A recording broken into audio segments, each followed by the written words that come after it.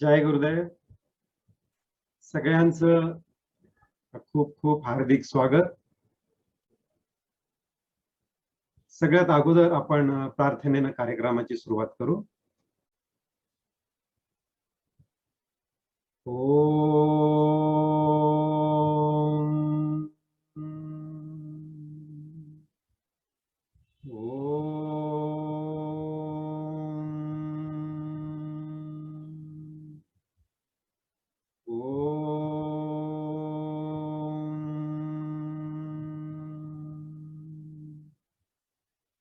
गुरुर्ब्रह्मा गुरुर्विष्णू गुरुर्देवो महेश्वरः गुरु साक्षात् परब्रह्मा तस्मै श्री गुरवे नमः. अखंडमंडलाकारं व्याप्तं येन चराचरं तत्पदं दर्शितं येन तस्मै श्री गुरवे नमः. हरि ओम. श्री गुरुभ्यो नमः. हरि ओम. ओम श्री विश्वेश्वराय नमः. ओम श्री ऋषि प्रभाकराय नमः.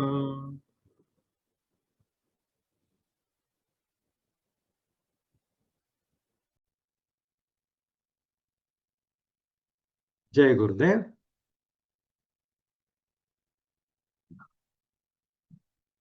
आज आपल्या या वर्गाचा 7वा दिवस. तर हा कालच्याच वर्गाचा एक उर्वरित भाग आपण पुढे सुरू ठेवतो आहोत. आणि हे पुष्प, ध्यानाचं पुष्प, आज आपण भगवंताच्या चरणावरती या निमित्ताने अर्पण करणार आहोत. खरं तर आजचा दिवस हा ध्यान शिकण्याचा, म्हणजे तसा आपल्या आयुष्यामध्ये खूप महत्वाचा दिवस असं म्हणता येईल. आपण कालपर्यंत काही शिकलो, पण ते बुद्धीच्या साह्यानं शिकलो. आज आपण अनुभवाच्या साह्यानं त्या दिशेनं आणखीन एक पाऊल टाकणार आहोत.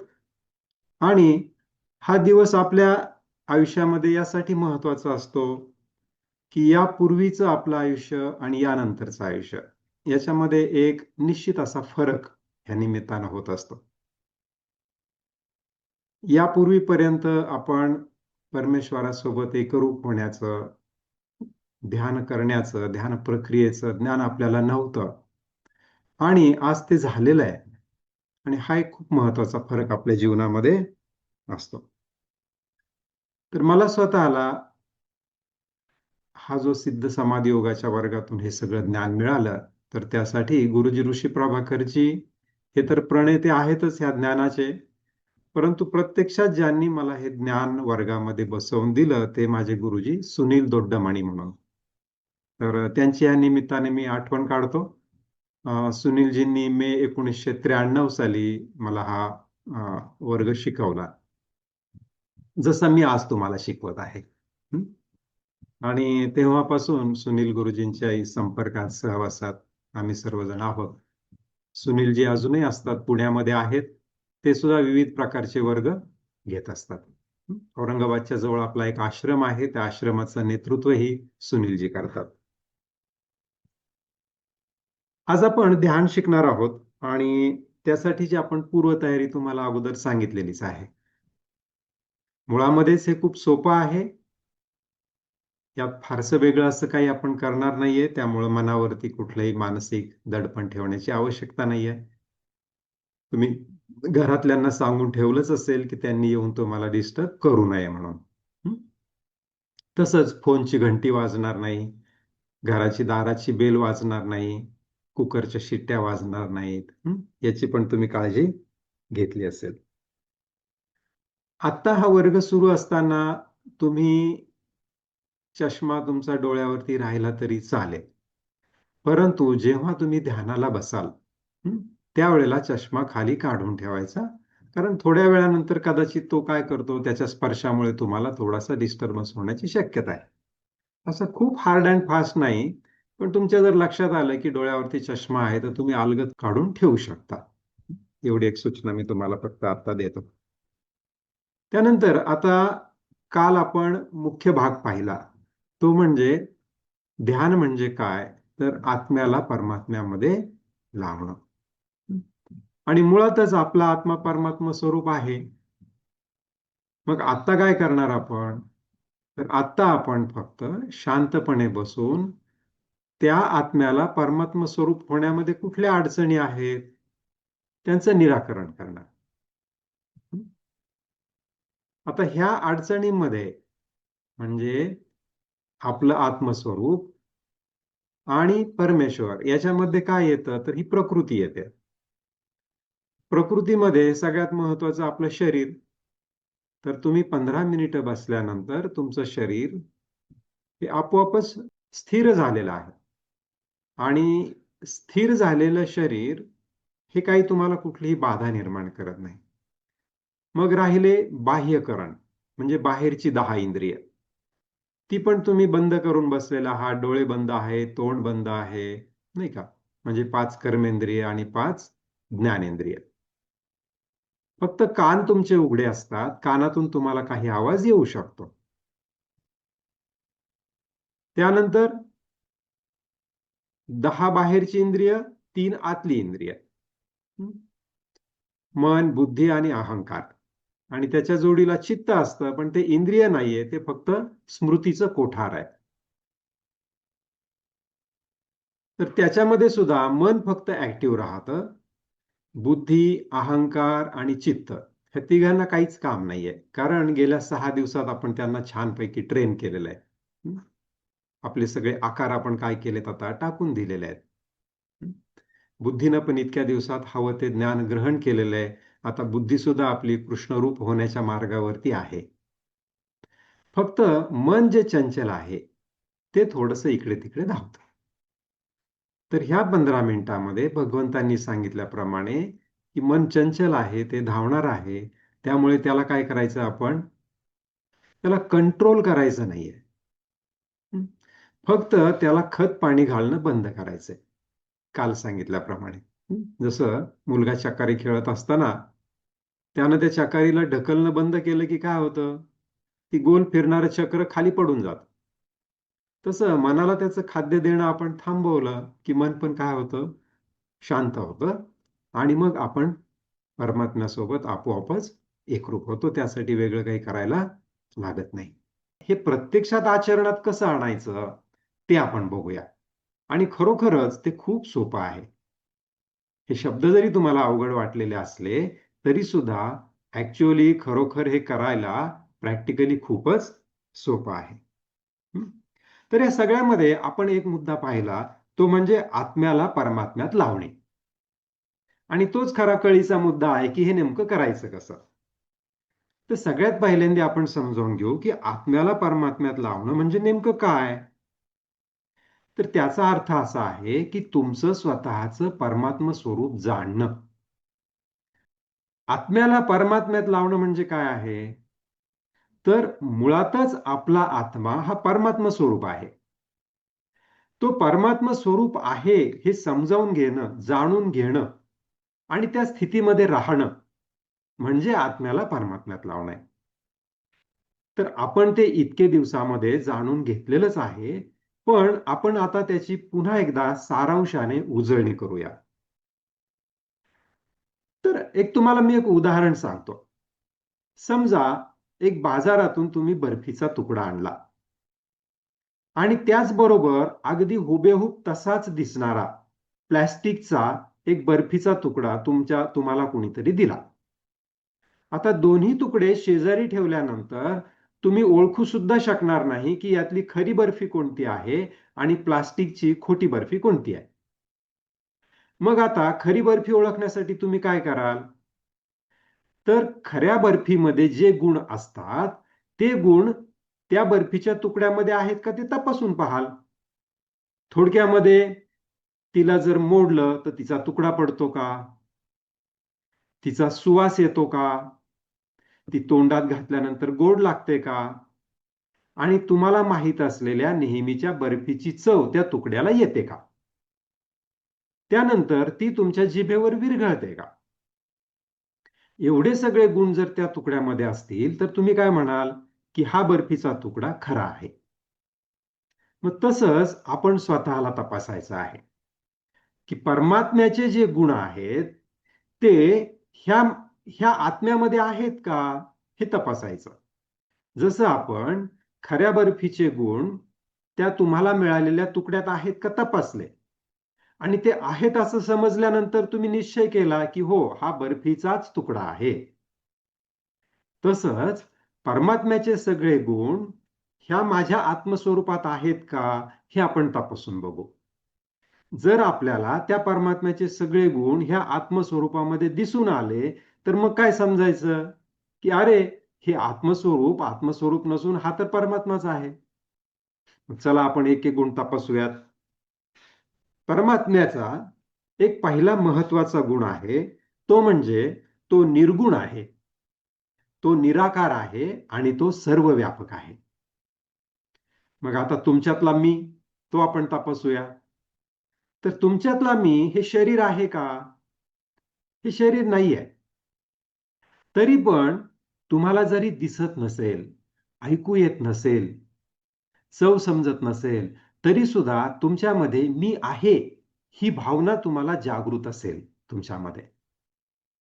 नाही का? म्हणजेच तुमच्यातला मी हा निराकार आहे. तो ह्या शरीरात नाहीये. आणि खरं तर हा जो मेंदू आहे ना, तो मेंदू सुद्धा त्या मेंदूपासून जर आपण आपल्यातला मी बाजूला काढू शकलो, सध्या तो मेंदूच्या आधाराने का आहे? कारण आपल्याला आठवत असलेल्या जुन्या आपल्या आठवणी त्या मेंदूमध्ये साठवलेल्या आहेत. त्यामुळे आपल्याला सगळ्यात शेवटी असं वाटतं, की जाऊ द्या हे कान, नाक, डोळे, जीभ हे काहीच नसलो मी, तरी तो मेंदू म्हणजे मी असेल, असं आपल्याला वाटतं. पण खरं वास्तव असं आहे, की मेंदू हा सुद्धा एक अवयव आहे. आपण जेव्हा म्हणतो माझा मेंदू, त्यावेळेला असं लक्षात येतं, की माझा म्हणजे मी वेगळा आणि ती वस्तू वेगळी. म्हणजेच याचा अर्थ काय होतो, की तुमचं मन, बुद्धी, चित्त आणि अहंकार हे जे तुमचे अंतःकरण आहे, ते सुद्धा तुम्ही नाही आहात. पण हे सगळे काढून टाकल्यानंतर सुद्धा तुमच्यामध्ये मी आहे ही भावना जागृत असते. आणि ती जी भावना आहे, ती कशी आहे? ती निर्गुण आहे, ती निराकार आहे. परमात्मा निर्गुण आहे, निराकार आहे. तुमच्यातला मी आहे, ही जी भावना आहे तुमच्यामध्ये, ती सुद्धा निर्गुण आहे आणि निराकार आहे. म्हणजे बर्फीच्या तुकड्याप्रमाणे परमात्म्याचा एक गुण आपण तपासून पाहिला, तो तुमच्याकडे नक्कीच आहे. बरं दुसरं, परमात्मा काय करतो? परमात्मा सगळ्यांना देत असतो. आपण पाहिलं की आपल्याला हे जे काही मिळालेलं आहे, हे कुणामुळे मिळालेलं आहे? हे ईश्वरामुळे मिळालेलं आहे. मग तुम्ही सुद्धा काय करता? आता तुम्ही कर्मयोगाच्या माध्यमातून काय शिकला? की निसर्ग नेहमी देतच असतो. मग निसर्ग नेहमी देतच असतो, सूर्य नेहमी देत असतो. मी सुद्धा प्रत्येक कर्म काय करणार आहे? देण्याच्या भावनेनं करणार आहे. मला फक्त भावना बदलायची आहे. मी श्वास घेत असेल, तरी माझी भावना देण्याची असेल. मी जेवण जेवत असेल, तरी माझी भावना देण्याची असेल. हं? मी छान सुंदर वस्त्र नेसत असेल, मी छान शृंगार करत असेल, तरी माझी भावना काय असेल? देण्याची असेल. म्हणजे आता कर्मयोगाच्या साहाय्यानं आपण सुद्धा भगवंतही देतच आहेत आणि आपण सुद्धा देतच आहोत. म्हणजे दुसरा गुण सुद्धा जुळाला. तिसरा गुण, भगवंत प्रत्येक क्षणाचा स्वीकार करत आहेत. भगवंताला मंदिरामध्ये कुणी येतो आणि भगवंताला प्रसाद चढवतो. भगवंत शांत असतात. कुणी हार घालतो, ते त्याचाही स्वीकार करतात. कोणी येतो आणि भगवंताला काय म्हणतो, की तुझ्यामुळे माझं असं झालं, तसं झालं, तसं झालं. माझ्या जीवन मी इतके दिवस सगळे चांगले कर्म करत आलो, पण माझ्या जीवनात मला कधीच चांगलं फळ मिळालं नाही. तू खोटारडा आहेस, तुझ्यावर विश्वास ठेवून उपयोग नाही. अशा काहीतरी येऊन काय करतो, भगवंताला दूषणं देतो. भगवंत काय करतात? त्याचाही स्वीकार करतात.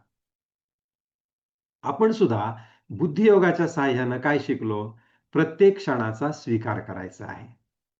हं? आणि ज्या दिवशी शिकलो त्या दिवसापासून तुम्ही प्रत्येक क्षणाचा स्वीकार करत आहात.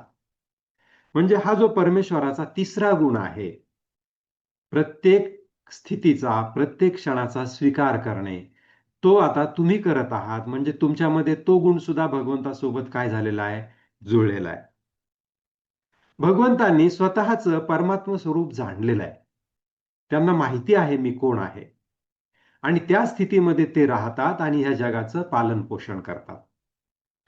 तुम्ही सुद्धा आता स्वतःचं मूळ स्वरूप जाणलेलं आहे, की मी फक्त माझ्या मुलांचाच आई-वडील नाहीये. मी फक्त ह्या देशाचाच नागरिक नाहीये. मी फक्त स्त्री किंवा पुरुष नाहीये. तर मी तो वैश्विक परमात्मा आहे. हे परमात्म स्वरूप तुम्ही जाणलेलं आहे.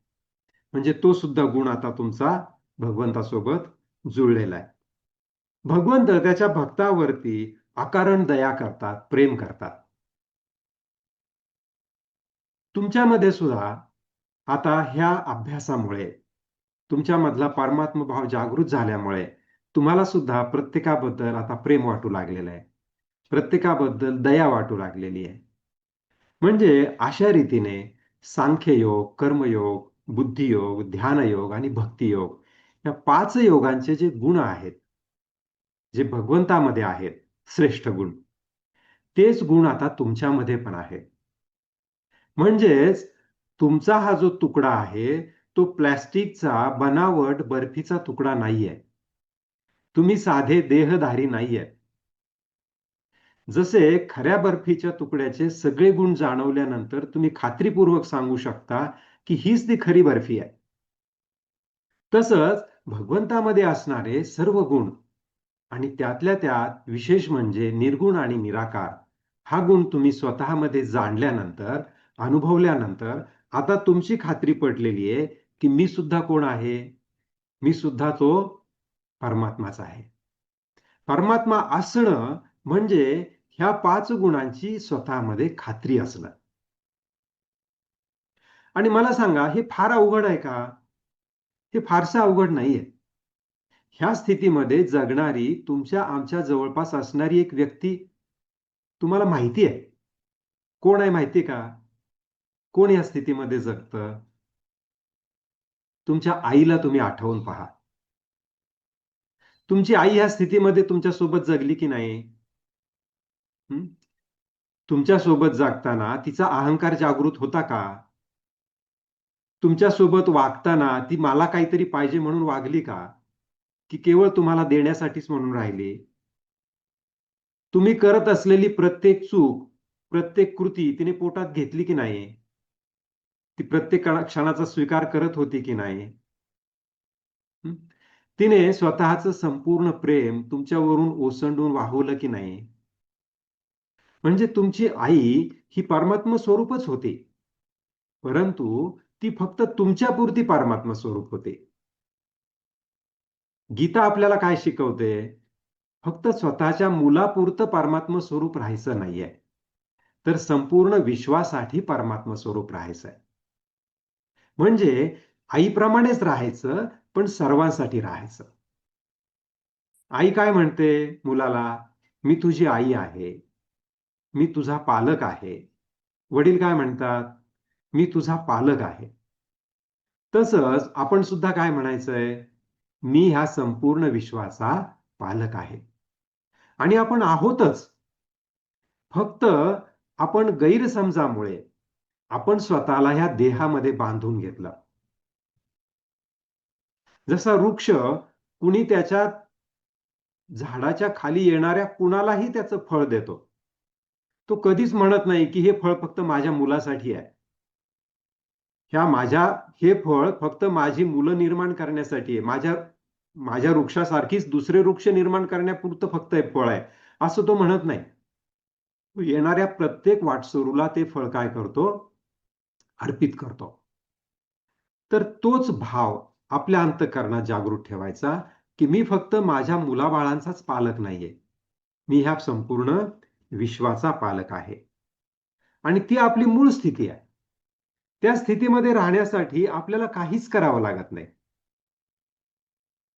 तुम्हाला असं वाटेल, की संपूर्ण विश्वाचा पालक म्हणून राहायचं, तुम्हाला बरंच काही करावं लागेल. तुम्हाला काहीच करावं लागत नाही. उदाहरणार्थ सांगतो. मी निर्गुण आहे, निराकार आहे, ह्या स्थितीमध्ये राहण्यासाठी तुम्हाला काय करावं लागेल? रोज 5 किलोमीटरचं रनिंग करावं लागेल? 2-4 तासाची ध्यानधारणा करावी लागेल? नाही. फक्त हे ज्ञान समजावून घेणं. अकर्मैव मोक्षः.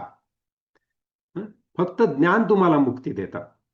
तर ह्या ज्ञानामध्ये तुम्ही राहिलात, तर तुम्ही निर्गुण आणि निराकाराच्या स्थितीला पोहोचता. देण्यासाठी काय करावं लागतं? देण्याच्या भावनेनं काम करण्यासाठी काय करावं लागतं? आपण पाहिलं वर्गामध्ये, की तुम्ही दिवसभर नोकरीवर जाता. इतके दिवस तुम्ही पगारासाठी म्हणून काम करत होता.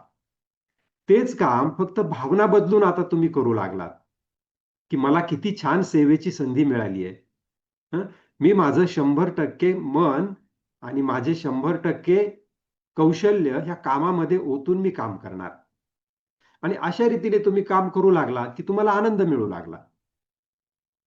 मग तुम्ही यासाठी काही एक्स्ट्रा वेगळं जास्तीचं काही केलं का? तर काहीच केलं नाही. फक्त तुमची भावना बदलली आहे. आणि भावना बदलण्यासाठी काहीच करावं लागत नाही. प्रत्येक क्षण स्वीकारण्यासाठी काय करावं लागतं?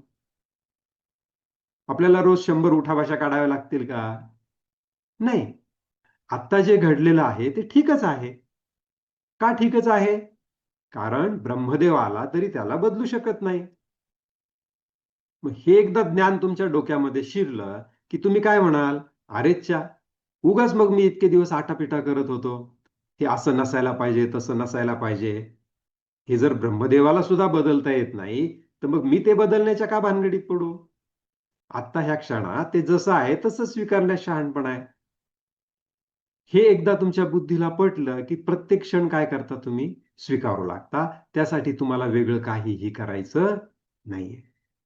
म्हणजे ह्या परमात्म्याच्या स्थितीमध्ये राहण्यासाठी तुम्हाला वेगळं काहीच करावं लागत नाही. का काहीच करावं लागत नाही? कारण ती तुमची मूळ स्थिती आहे. मूळ स्थितीमध्ये राहण्यासाठी कुणाला काहीच करावं लागत नाही. मी तुम्हाला एक उदाहरण दाखवतो. हं. हे पहा, माझ्या समोर, तुमच्या समोर हे एक रबर बँड आहे. हे तुम्हाला मी एक रबर बँड दाखवतोय पहा. हे त्याच्या मूळ स्थितीमध्ये आहे. ह्या मूळ स्थितीमध्ये राहण्यासाठी ह्या रबर बँडला काय करावं लागतं? काहीच करावं लागत नाही. समजा ते असं माझ्या हातावरती आहे आणि ते त्याच्या मूळ स्थितीमध्ये आहे. ते काही करतंय का? काहीच करत नाहीये. पण आता हे रबर बँड या स्थितीमध्ये आहे. दिसतंय ना तुम्हाला? हां. ह्या स्थितीमध्ये आहे. आता काय आहे हे रबर बँड? ताणलेलं आहे. हं. हा ताण कायम ठेवण्यासाठी तुम्हाला काहीतरी करावं लागतं. तुम्हाला हे रबर ओढून धरावं लागतं. तसंच तुमच्या जीवनामध्ये ताण का आहे माहितीये का? कारण तुम्ही काहीतरी करत आहात. जसं मी हे रबर ओढून धरलेलं आहे, म्हणून ह्या रबरात ताण आहे. तुम्ही काहीतरी करत आहात, म्हणून तुमच्या जीवनात ताण आहे. हे करणं तुम्ही थांबवलं.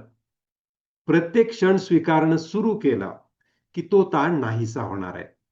आता बघूया आपण ह्या रबरातला ताण कसा नाहीसा होतो. मी हे रबर आता सोडून देतो पहा. हे पहा, हे आता मी सोडून दिलं आणि हे नुसतं असं धरलं. आता मी काय करतोय? काहीच करत नाही. आहे या रबरामध्ये ताण? नाहीये. ही त्याची मूळ स्थिती आहे. मूळ स्थितीमध्ये काहीच करावं लागत नाही. तुमची मूळ स्थिती परमेश्वर आहे. आणि तुमची मूळ स्थिती परमेश्वर असल्यामुळं तुम्हाला मूळ स्थितीमध्ये जाण्यासाठी, परमेश्वर ह्या स्थितीमध्ये राहण्यासाठी काहीच करावं लागत नाही. हे तुम्ही आधी नीट समजावून घ्या. म्हणजेच ध्यानामध्ये भगवंतांनी सांगितलं आत्म्याला परमात्म्यात लावायचं. म्हणजे काय करायचं? तर काहीच करायचं नाही. मग हे काहीच न करणं कसं असतं? ते आपण समजावून घेऊया. हं? तर ते काहीच न करणं खूप सोपं आहे. सगळ्यात पहिल्यांदी शरीरापासून काहीच न करणं सुरू करायचं. म्हणजे काय? तर साधी मांडी घालून बसा. तुम्ही जशी नेहमी घालता तशी, किंवा खुर्चीवर बसलेले असा, पाय खाली सोडलेले आहेत, डाव्या हातावरती उजवा हात ठेवलेला आहे, छाती मानपाठ सरळ आहे. आधी फक्त हे समजावून घ्या. या मध्ये बसल्यानंतर आणि डोळे बंद केल्यानंतर आता शरीराने त्याचं करणं थांबवलंय. आपल्याला काय साधायचंय? काहीच न करणं साधायचंय. काहीच न करणं म्हणजे परमात्म्याची स्थिती आहे. मग आता शरीरापासून आपण सगळं करणं थांबवलं, डोळे पण बंद केलेत. मग आता जर काही करणं सुरू असेल तर ते कुणाचं असेल? तर ते मनाचं असेल. आणि मनामध्ये काय चालू असतं? तर विचार चालू असतात. मग हे मनाचं सुद्धा करणं थांबवण्यासाठी काय करायचं? तर समजा तुमच्या मनामध्ये विचार येत असेल तर त्याला विरोध करायचा नाही. त्याला म्हणायचं नाही की हे मना, मी आता ध्यानासाठी बसलोय आणि गुरूंनी मला काहीच न करणे हे सांगितलेलं आहे, त्यामुळे तू इथे का आलास? तू आता निघून जा बरं. असं म्हणून त्याला विरोध करायचा नाही. कारण त्याला विरोध करणं म्हणजे सुद्धा काहीतरी करणंच झालं. तर त्याला काय म्हणायचं? आलायस का? ठीक आहे, काही हरकत नाही. काही हरकत नाही म्हणून त्याला विरोध करू नका, त्याच्याकडे लक्ष देऊ नका, त्या विचाराला धरून बसू नका. आपण काय करतो? आपल्या मनामध्ये विचार आला की त्या विचाराला आपण धरून बसतो, त्याच्यावर चिंतन करतो, मनन करतो, त्याच्या नोट्स काढतो, कुठेतरी लिहून ठेवतो. परंतु तुमच्या मनामध्ये जर विचार आला तर त्या विचाराला धरून बसू नका किंवा त्याची गुंफण करू नका. विचारांची साखळी गुंफू नका. त्याच्या मागे मागे जाऊ नका. आणि पुन्हा नव्याने विचार जाणीवपूर्वक निर्माण करू नका. हो, आता मी ध्यानाला बसलोय, मला आत्मा परमात्म्यात लावायचा आहे, असा सुद्धा विचार करू नका. म्हणजे 4 गोष्टी करायच्या नाहीयेत. कुठल्या? येणाऱ्या विचाराला विरोध करू नका, आलेल्या विचाराला धरून बसू नका, त्या विचाराच्या मागे मागे जाऊ नका आणि नवीन विचाराची निर्मिती करू नका. 4 गोष्टी. माझ्या हाताकडे लक्ष द्या.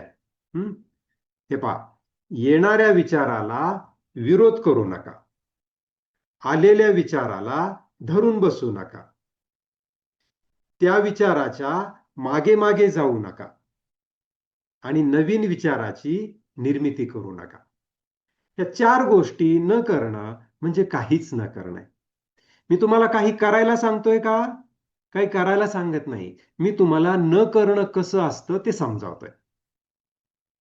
ह्या 4 गोष्टी विचारांच्या तुम्ही नाही केल्या म्हणजे तुम्ही ध्यानामध्ये बसलात.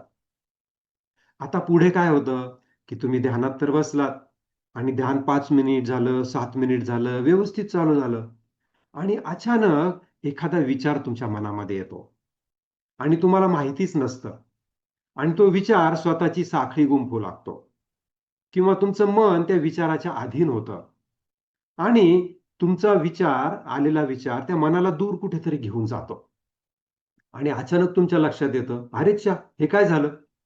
मी तर ध्यानाला बसलो होतो आणि हा विचार कुठून आला मला? असं लक्षात आल्याबरोबर काय करायचं? त्या विचाराला विरोध करू नका, त्याला धरून बसू नका, त्याच्या मागे मागे जाऊ नका. अवेअर व्हा, विचाराच्या प्रती अवेअर व्हा. अवेअर झालात की तो विचार पुन्हा काय होईल? निघून जाईल. पुन्हा तसेच बसून राहा. अशा रीतीनं पुन्हा एखादा खूप प्रबळ विचार तुमच्या मनात आला आणि तुम्हाला खूप दूरवर घेऊन गेला आणि मग तुमच्या लक्षात, तुम्ही विसरूनही गेला की मी ध्यानाला बसलोय आणि अचानक जाग आली, अरे मी कुठे बरं? हा, मी ध्यान करत होतो वाटतं बरं का. असं वाटलं की काय करायचं? फक्त मनातल्या मनात एकदा ओंकाराची आठवण करून घ्यायची. काय करायची? मनातल्या मनात एकदा ओंकाराची आठवण करून घ्यायची. ओंकार म्हणजेच भगवंत आहेत. फक्त त्यांना एकदा आठवायचंय, त्यांचा जप नाही करायचा. जप करायचा आहे का ओंकाराचा? नाहीये. फक्त मनातल्या मनात एकदा ओंकार आठवा, दीर्घ ओंकार आठवा. तोंडाने म्हणायचं नाहीये, पण मी म्हणून दाखवतो कसा आठवायचा तो. ओम.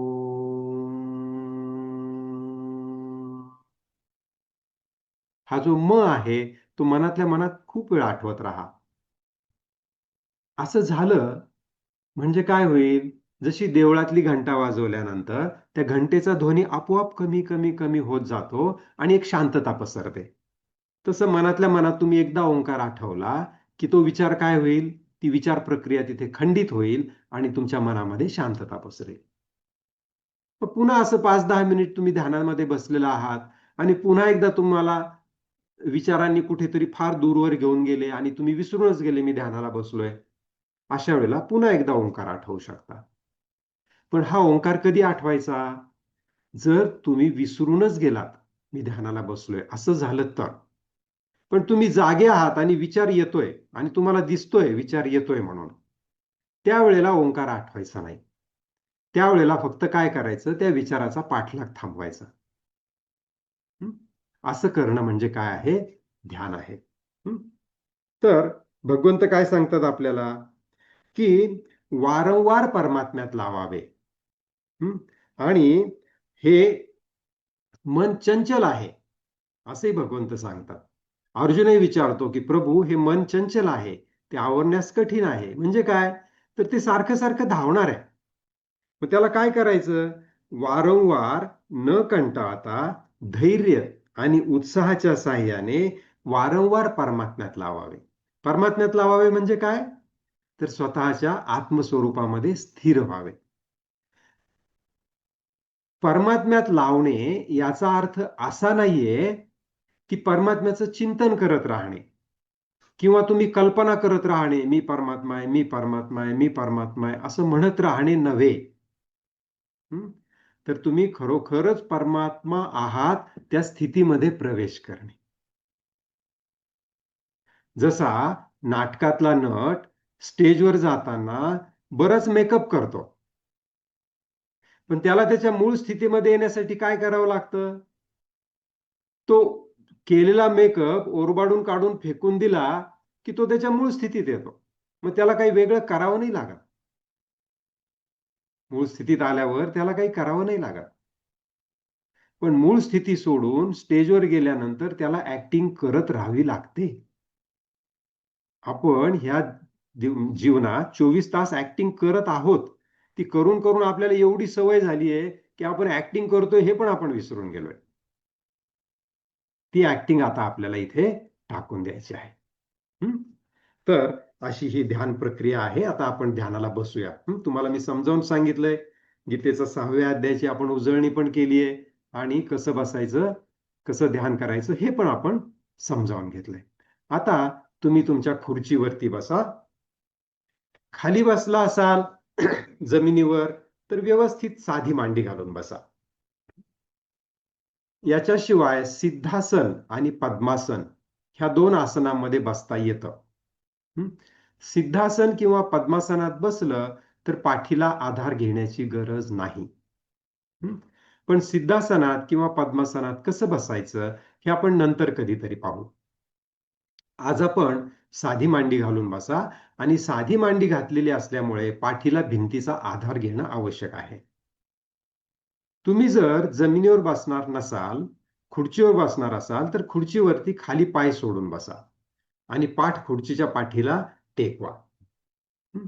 आता खाली पाय कसे ठेवायचे आहेत ते सांगतो. डाव्या पायाचा घोटा असं समजा की हा माझा पाय आहे. तर हा गुडघा आहे, हा घोटा आहे आणि हा पंजा आहे. तर हा डाव्या पायाचा पंजा आणि उजव्या पायाचा पंजा हे दोन्ही काय करायचे? एकमेकावरती ठेवायचे, ज्याला आपण आडी घालणं म्हणतो. पण मांडीवरती मांडी अशी आडी नाही घालायची. तर घोट्यावरती घोटा, डाव्या पायाचा घोटा त्याच्यावरती उजव्या पायाचा घोटा आणि तो कसा करायचा? विश्राम स्थितीमध्ये असा ढिला सोडून द्यायचा. आणि तुमच्या पायाची जी कड असते, बाहेरची कड, तळपायाची बाहेरची कड असते ना, ती जमिनीला टेकलेली असते. आतली कड किंचित उचललेली असू शकते. तर पाय कसे ठेवायचे समजले? आता हात, हा तुमचा डावा हात आहे. ह्या डाव्या हातावरती असा उजवा हात ठेवा, ढिला ठेवायचा आहे. आणि डाव्या हातावरती उजवा हात ठेवून तो तुमच्या मांडीवरती असा इथे ढिला ठेवून द्यायचा आहे, सोडायचा आहे असा ढिला. त्याला असं तुम्ही कडक करून बसू नका. तर काय करायचंय, त्याला असं ढिलं सोडायचं आहे. तसंच आपले दोन्ही हात म्हणजे हाताचे कोपर असे ताणले गेलेले असतील तर त्याला पण काय करा, ढिलं सोडा. आता कसं बसायचं समजलं सगळ्यांना? मान डोलावून सांगा समजलंय म्हणून. छान. आता तुमचा चष्मा हा तुम्ही बाजूला काढून ठेवा. समाधी अभ्यास करताना चष्मा डोळ्यावरती ठेवण्याची आवश्यकता नाहीये. मी तुम्हाला समजावून सांगत असल्यामुळे माझा चष्मा माझ्या डोळ्यावरच राहील. आता तुम्ही डाव्या घोट्यावर उजवा घोटा ठेवलेला आहे, डाव्या हातावर उजवा हात ठेवलेला आहे, डोळे बंद केलेले आहेत, पाठ तुमची खुर्चीला टेकलेली आहे. तुम्ही जमिनीवर बसलेले असाल तर एखाद्या ब्लँकेटवर बसलेले आहात, साधी मांडी घातलेली आहे, पाठ भिंतीला टेकलेली आहे. पण डोकं मात्र भिंतीला टेकवायचं नाही. डोकं सरळ ठेवा. आणि पाठ जरी खुर्चीला टेकलेली असेल तरी ती सरळ असावी. पाठीचा कणा अवघडलेला आणि ताठ ओढलेला नको, पण सरळ असावा. किंचितसा पाठीचा सपोर्ट घ्यायचा आणि मान किंचित पुढे घ्यायची. ही झाली बसण्याची स्थिती. आता डोळे बंद करा आणि मी ज्या सूचना सांगतो आहे त्या सूचनांचं पालन करा. तुमचा व्हिडिओ सुरू असेल तर तो सुरूच राहू द्या.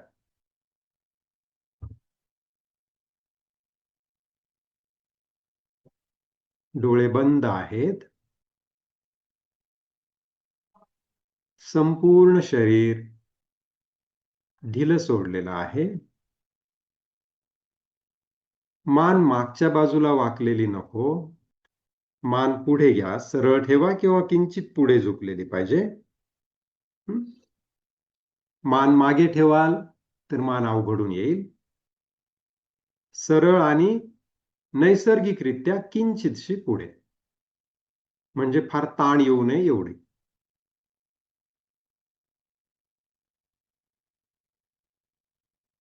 मी तुम्हाला हळूहळू सूचना देत राहील.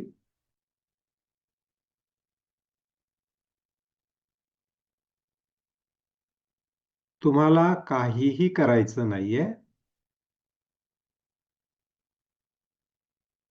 दिलेल्या सूचना जेवढ्या ऐकू येतील, जशा समजतील तशा आणि तेवढ्याच पालन करायच्या. मधल्या काही सूचना निसटल्या, तुम्ही ध्यानस्थितीत असाल, ऐकू नाही आल्या तरी हरकत नाही. आपण आजपासून रोज ध्यान करणार आहोत.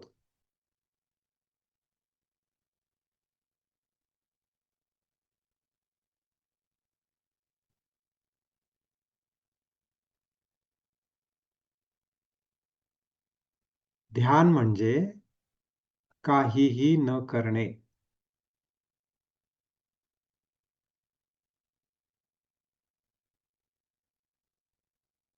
ध्यान म्हणजे आत्म्याला परमात्म्यात लावणे.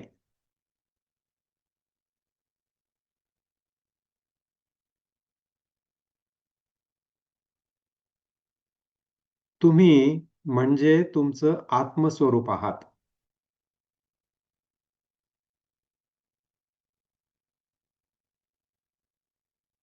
शरीर, मन, बुद्धी ह्या सगळ्या वस्तू आहेत.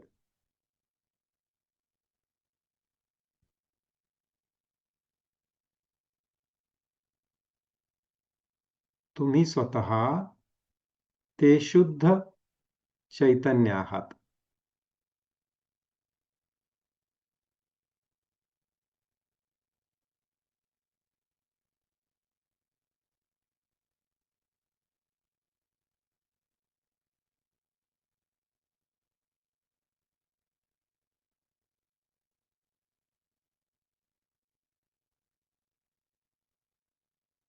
आपल्या ह्या चैतन्य स्वरूपाची एकदा आठवण करून आपलं सगळं करणं थांबवलं की आपोआप तुम्ही परमात्म स्वरूपासोबत एकरूप व्हाल.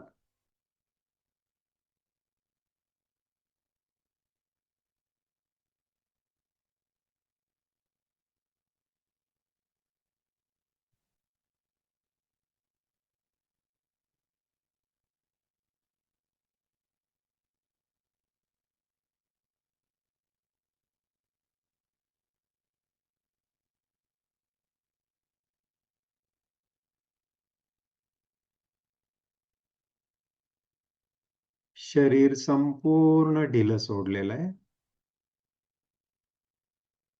कुठेही ताणतणाव नाहीये.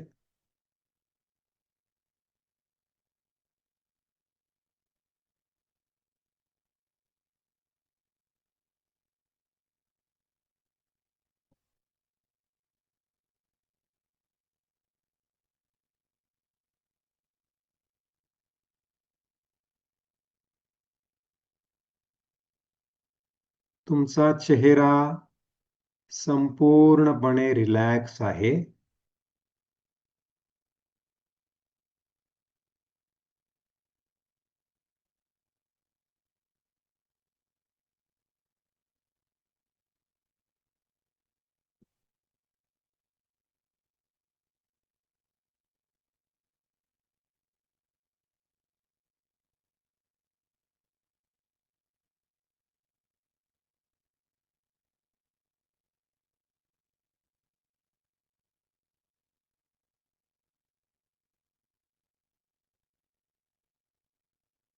आपल्या डोक्याच्या आतील सर्व स्नायू शिथिल आहेत.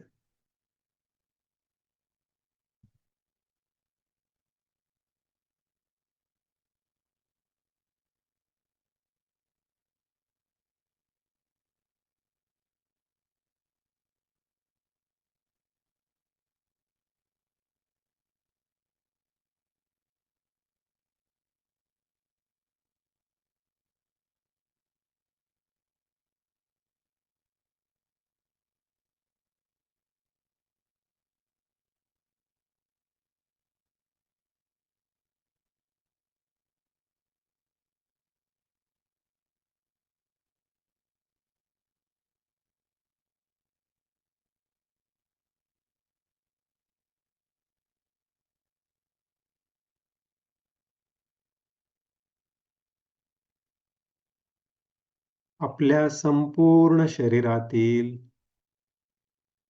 आपल्या डोक्याच्या आतील सर्व स्नायू जाणीवपूर्वक शिथिल सोडून द्या.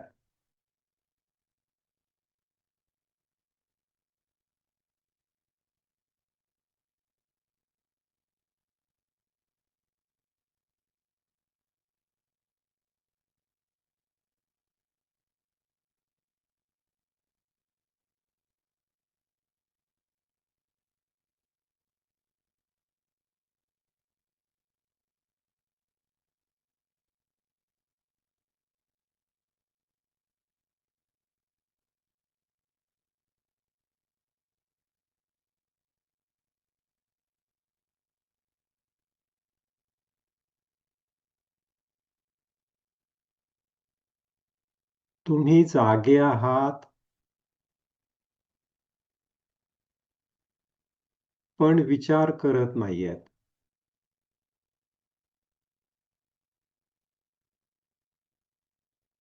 कदाचित एखादा विचार तरळून जाईल. त्याचा पाठलाग करायचा नाहीये.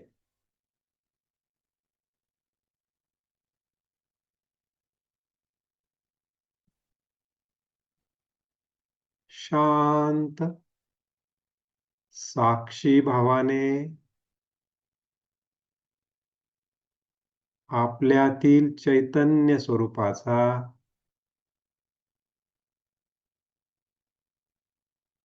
आपल्या आत्मस्वरूपाचा आनंद घ्यायचा.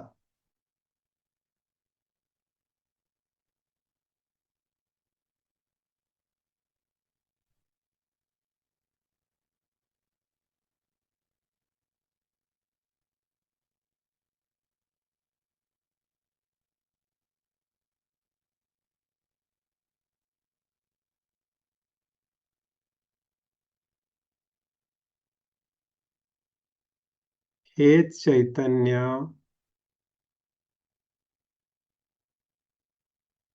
संपूर्ण विश्वात भरलेलं आहे.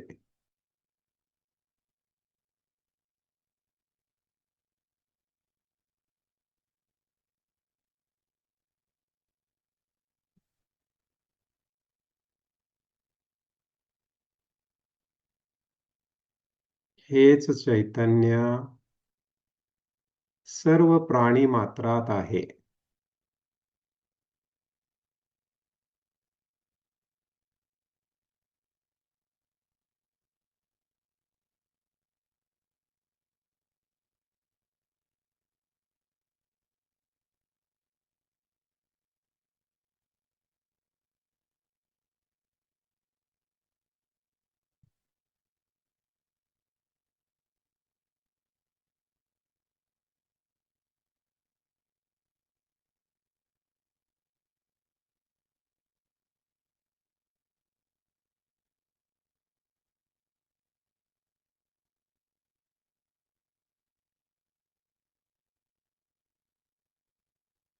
फक्त देहरूपी भांडी वेगळी आहेत. हे चैतन्य अखंड एकरस सर्वाला व्यापून आहे.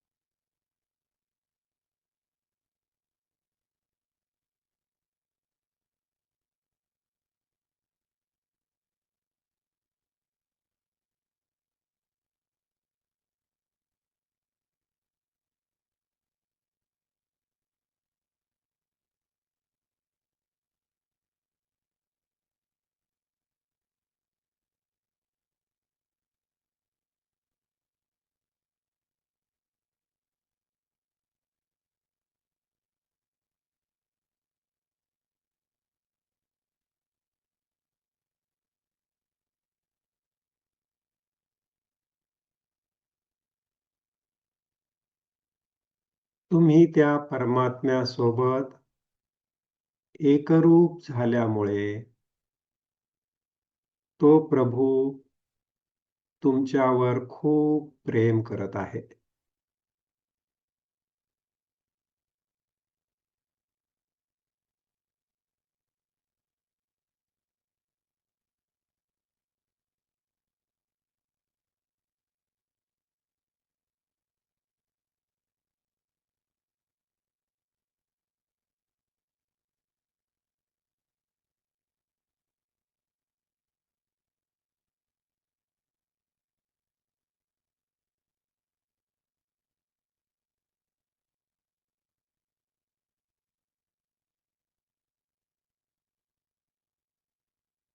तुम्ही सुद्धा ह्या वैश्विक चैतन्यासोबत एकरूप झाल्यामुळे तुमचेही प्रेम सर्वांना पाठवत आहात.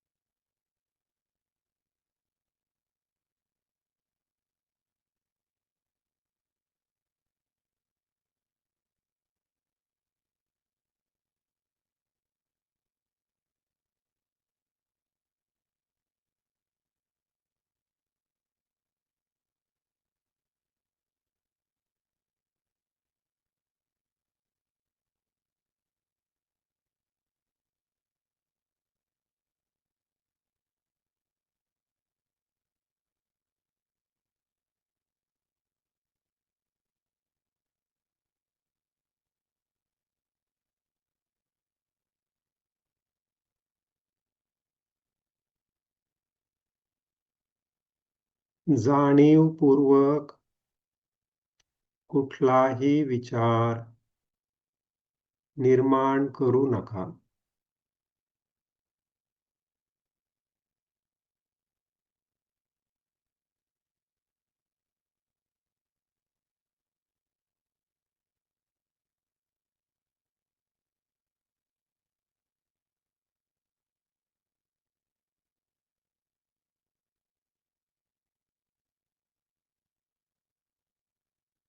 कुठल्याही विचाराला धरून बसू नका.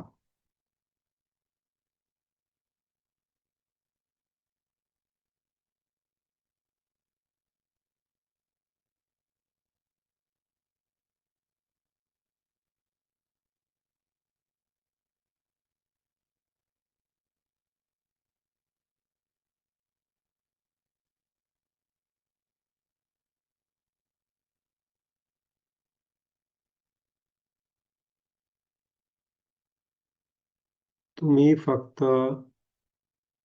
साक्षीरूप चैतन्य आहात.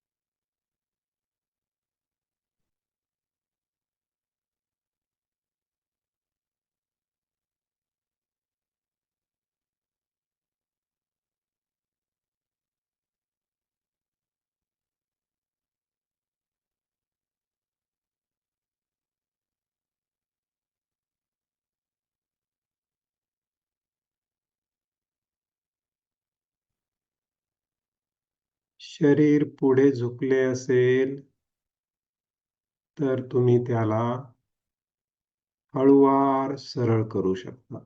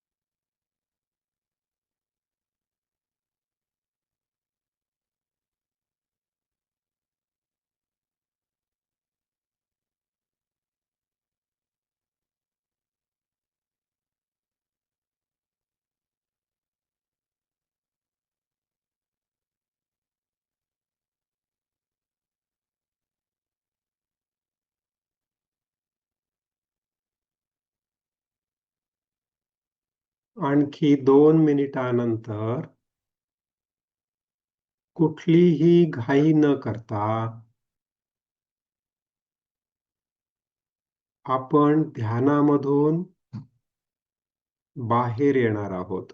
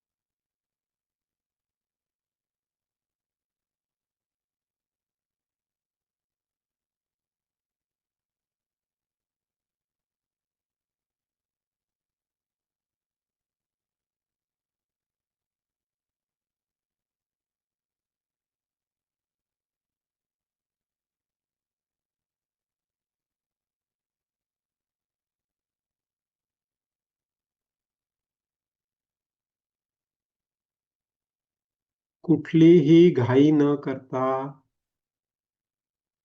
3-4 दीर्घ खोल श्वास घ्या.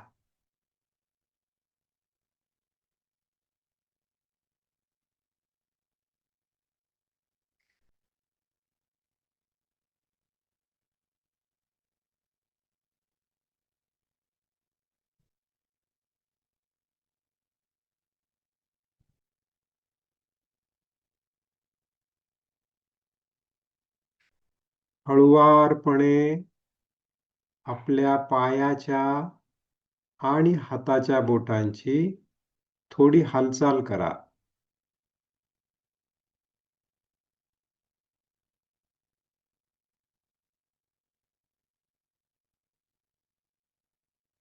हळुवारपणे आपली मान थोडी खाली झुकवा आणि जमिनीकडे पाहून डोळे थोडेसे किलकिले करा आणि पुन्हा बंद करा.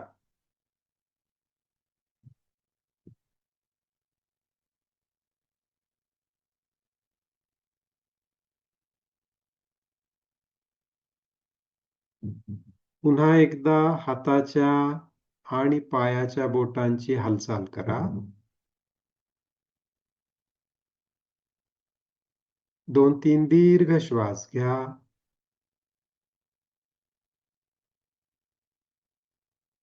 डोळ्यांची पुन्हा थोडी जमिनीकडे पाहून उघड-झाप करा.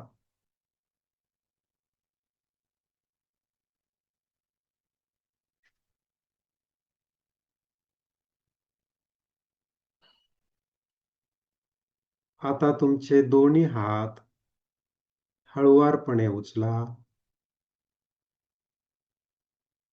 किंचित एकमेकावरती त्याला थोडंसं चोळून घ्या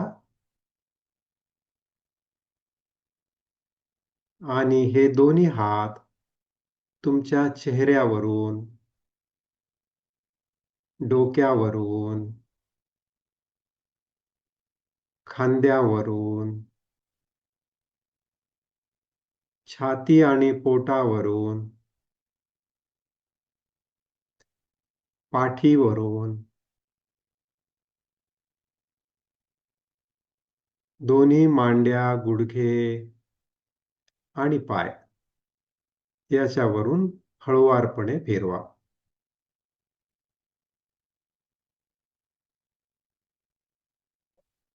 आता डोळे पूर्ण उघडा. तुमच्या मानेची थोडी हालचाल करा. खांद्यांची थोडी हालचाल करा. हातांची आता पूर्ण हालचाल करा. वाकून बसलेले असाल तर सरळ व्हा.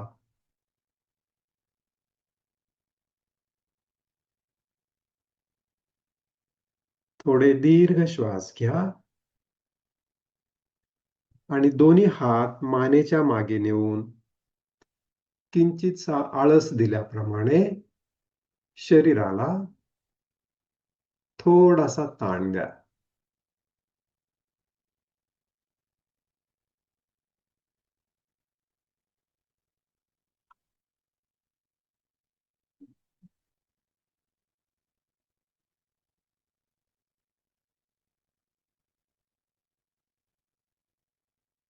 छान.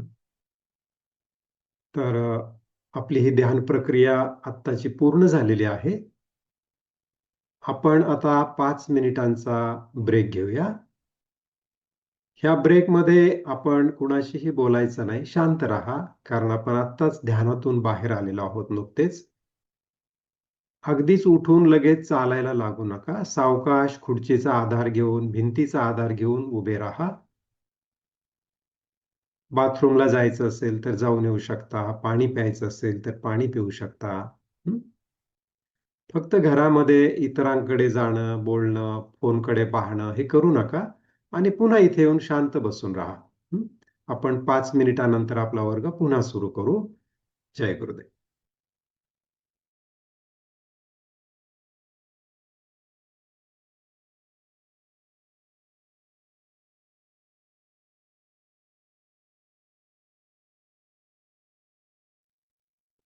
जय गुरुदेव.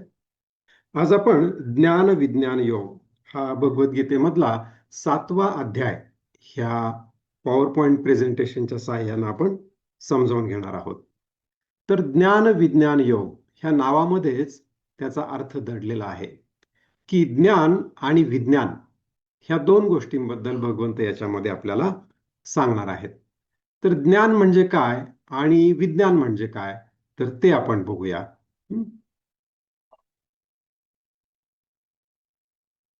तर सगळ्यात पहिल्यांदी ज्ञान, तर ज्ञान म्हणजे तत्वज्ञान.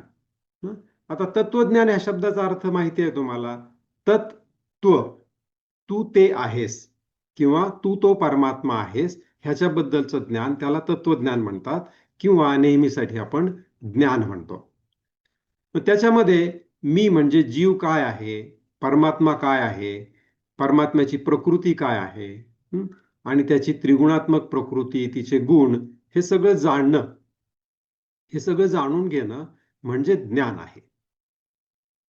आणि विज्ञान म्हणजे काय, तर ज्ञानाचा प्रत्यक्ष अनुभव कसा घ्यायचा, त्याच्याबद्दलच्या सूचना किंवा त्याच्याबद्दलचं ज्ञान ज्या वेळेला भगवंत आपल्याला देतात त्यावेळेला त्याला विज्ञान म्हणायचं. म्हणजे आपण सुद्धा बघा, शाळेमध्ये विज्ञानाची प्रयोगशाळा असते, पण मराठीची, गणिताची त्यांची प्रयोगशाळा नसते, विज्ञानाची प्रयोगशाळा असते. का, तर तिथं वर्गामध्ये जे आपण ज्ञान घेतलेलं आहे तर ते प्रत्यक्षामध्ये आपण तिथे करून बघतो, त्याचा अनुभव घेतो. त्यासाठी विज्ञानाची परीक्षा प्रयोगशाळा असते आणि त्याला आपण विज्ञान म्हणतो. तर तसंच इथे सुद्धा की आपण हे जे ज्ञान घेतलेलं आहे गेल्या 6 दिवसामध्ये, आपण मी किंवा माझा जीव म्हणजे काय आहे, परमात्मा काय आहे आणि प्रकृती काय आहे, हे आपण पाहिलं. तर आता भगवंत इथे काय सांगतायत की हे दोन्ही जाणल्यानं काय होणार आहे.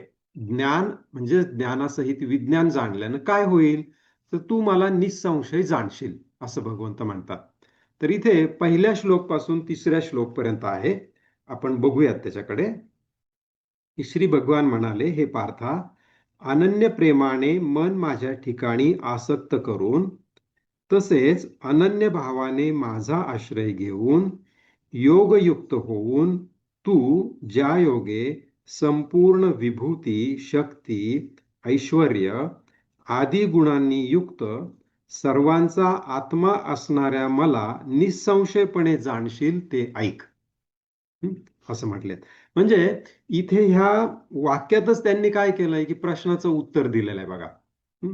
काय सांगितलं की भगवंताला निसंशयपणे जाणायचं असेल, म्हणजेच त्यांचा आपल्याला अनुभव घ्यायचा असेल, तर काय करायला पाहिजे, प्रेमाने मन माझ्या ठिकाणी आसक्त करून, म्हणजे भगवंताच्या ठिकाणी प्रेमाने मन आसक्त करायचं आहे. अनन्य भावाने भगवंताचा आश्रय घ्यायचा आहे की तेच आपले आश्रयदाते आहेत. अशा रीतीनं योगयुक्त होऊन भगवंताच्या विभूती, शक्ती, ऐश्वर्य आदी गुणांनी युक्त आणि सगळ्यांचा आत्मा असलेले जे भगवंत आहेत त्यांना आपण निसंशयपणे जाणू. म्हणजे भगवंताच्या ठिकाणी प्रेमाने आपलं मन आसक्त करणे हा त्यांनी आपल्याला त्या विज्ञानातला एक उपाय सांगितला. पण ही तर फक्त त्यांची इंट्रोडक्शन होती.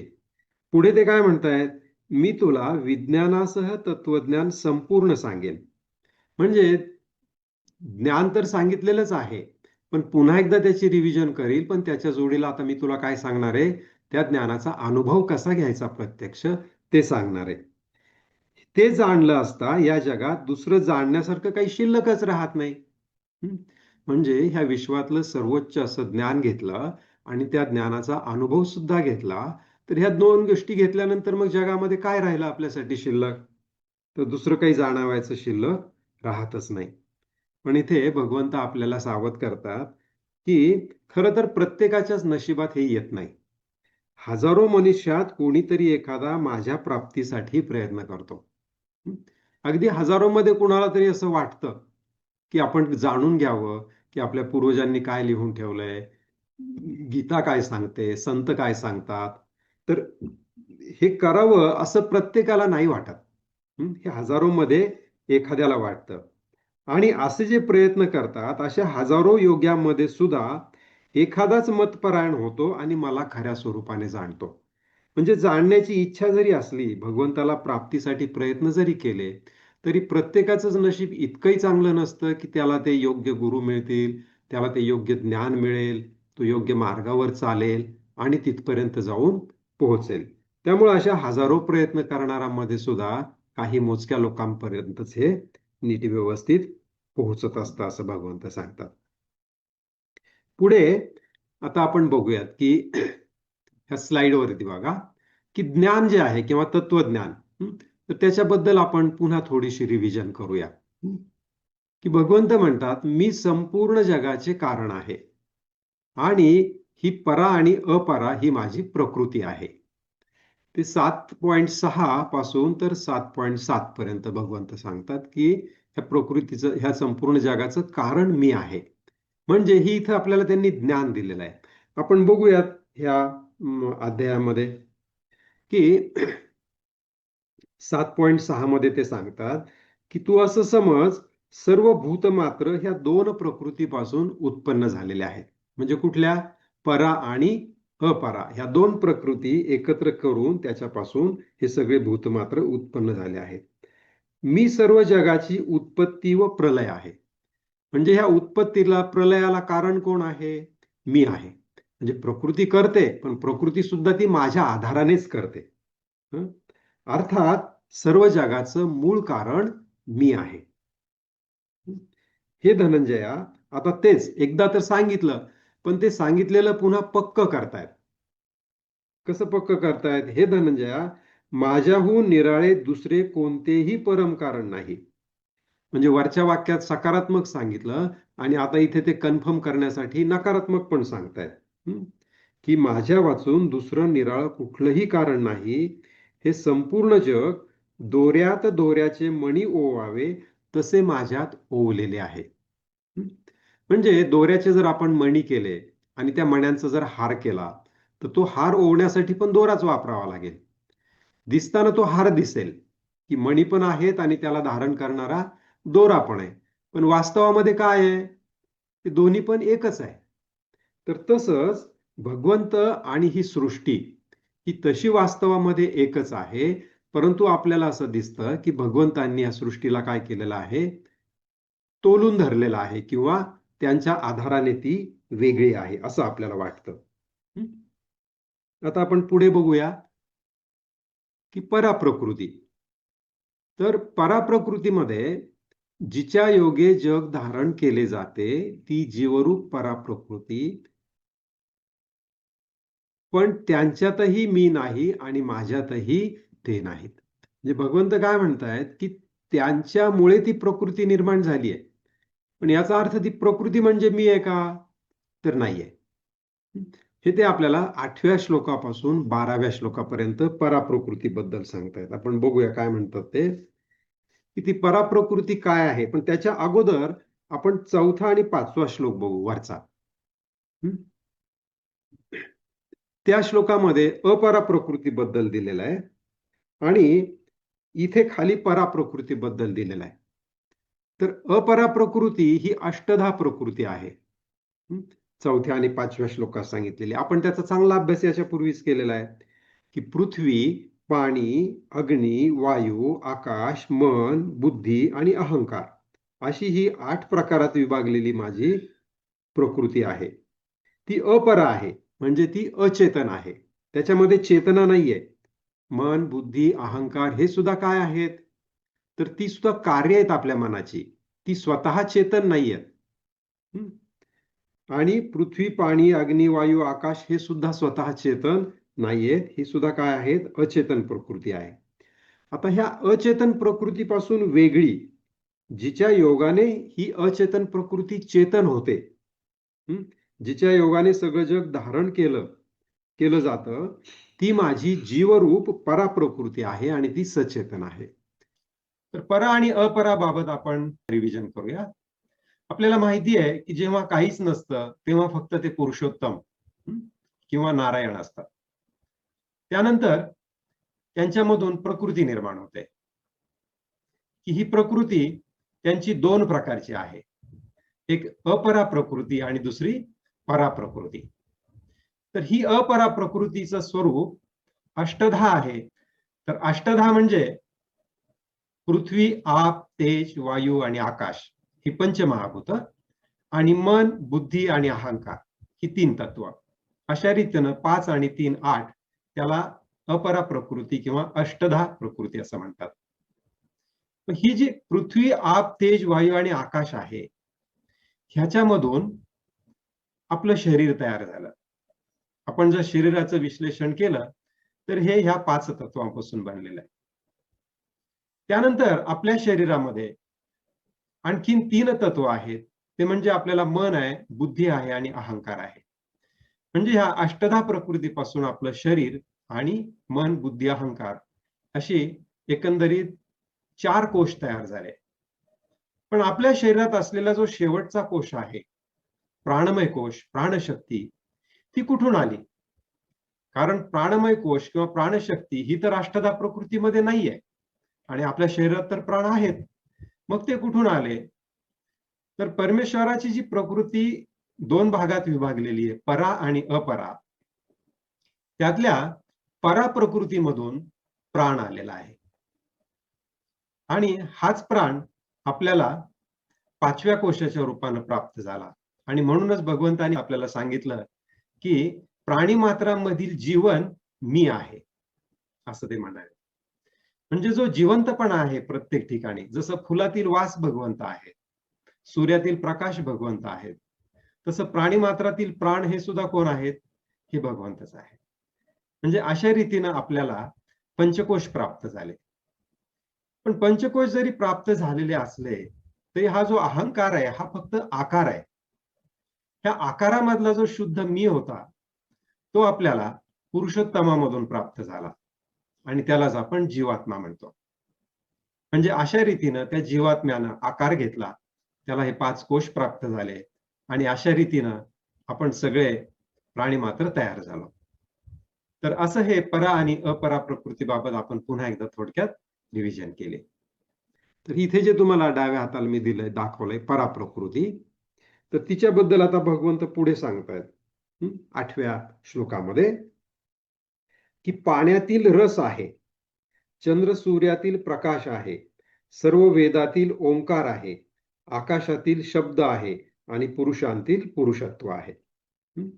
तर भगवंत हे ज्याच्यामध्ये प्राणशक्ती असते किंवा ज्याच्यामुळे एखाद्या गोष्टीमध्ये चेतना येते त्याचं भगवंत वर्णन करतायत की पाणी आहे, पण त्या पाण्यातला जो रस आहे तो चैतन्यशील आहे. चंद्र सूर्यामधला प्रकाश आहे तर तो सुद्धा कसा आहे? चैतन्यशील आहे. वेदांमधला ओंकार, आकाशातील शब्द, हे सगळं कसं आहे? ही त्यातली चेतना आहे किंवा त्यातला प्राण आहे. पृथ्वीमधला गंध, अग्नीमधील तेज आणि सगळ्या भूतांचे जीवन, तपस्व्यांचं तप मी आहे. म्हणजेच ती पराप्रकृती आहे की हे पार्था, सर्व भूतांचे सनातन कारण मला समज, बुद्धिमानांची बुद्धी आणि तपस्व्यांचं तेज मी आहे. बलवानांचं सामर्थ्य मी आहे. धर्माला अनुकूल आणि शास्त्राला अनुकूल असणारा काम हा सुद्धा मीच आहे. सत्व, रज आणि तम यांच्यापासून जे उत्पन्न होणारे भाव आहेत ते माझ्यापासूनच उत्पन्न होतात असं तू समज. पण वास्तविक पाहता मी त्यांच्यात नाही आणि ते माझ्यात नाही. गुणांचं कार्य असणाऱ्या सत्व, रज आणि तम या तीनही प्रकारच्या पदार्थांनी हे सारं जग, प्राणी समुदाय मोहित झाले आहेत. त्यामुळे या तिन्ही गुणांच्या पलीकडे असणाऱ्या अविनाशी अशा मला ते ओळखत नाहीत. तर 8व्या श्लोकापासून 12व्या श्लोकापर्यंत भगवंतांनी आपल्याला पराप्रकृती म्हणजे काय हे सांगितलं. तर तुम्ही हे लक्षात घ्यायचं नेहमीसाठी की आपल्याला जिथे जिथे काहीतरी चैतन्यशील दिसेल ते म्हणजे पराप्रकृती आहे. आता हे झालं ज्ञान. पण अज्ञान काय आहे? म्हणजे विज्ञान पाहण्याच्या अगोदर आपण इथे अज्ञान पण बघूया की अज्ञान कशामुळे होतं. तर हे जे त्रिगुण आहेत, ही प्रकृती जी आहे ना ही गुणसंपन्न आहे. हं? भगवंत निर्गुण आहेत, पण प्रकृतीला 3 गुण आहेत. कुठले 3 गुण आहेत? सत्व, रज आणि तम. तर ह्या 3 गुणांबद्दल पुढे आपल्याला 14, 16, 17 वगैरे ह्या पुढच्या अध्यायामध्ये खूप बारकाईने अभ्यास करायचा आहे. पण आता एवढं लक्षात घ्यायचं की सत्व म्हणजे काहीतरी चांगलं करण्याची प्रवृत्ती, चांगल्या गोष्टींचं आकर्षण, त्याला म्हणायचं सत्व. रज म्हणजे काय? की काहीतरी मला हवं असं वाटत राहणं म्हणजे रज. आणि तम म्हणजे काय? तर काहीतरी वाईट, डिस्ट्रक्टिव्ह, नकोसं, असं जे असेल त्याला आपण काय म्हणायचं? तम म्हणायचं. तर हे सृष्टीमधले गुण आहेत, सत्व, रज आणि तम, ज्याला आपण निर्मिती, स्थिती आणि लय असं पण म्हणू शकतो. ह्या सृष्टीची निर्मिती झाली, आता तिची एक प्रकारे विशिष्ट स्थिती आहे.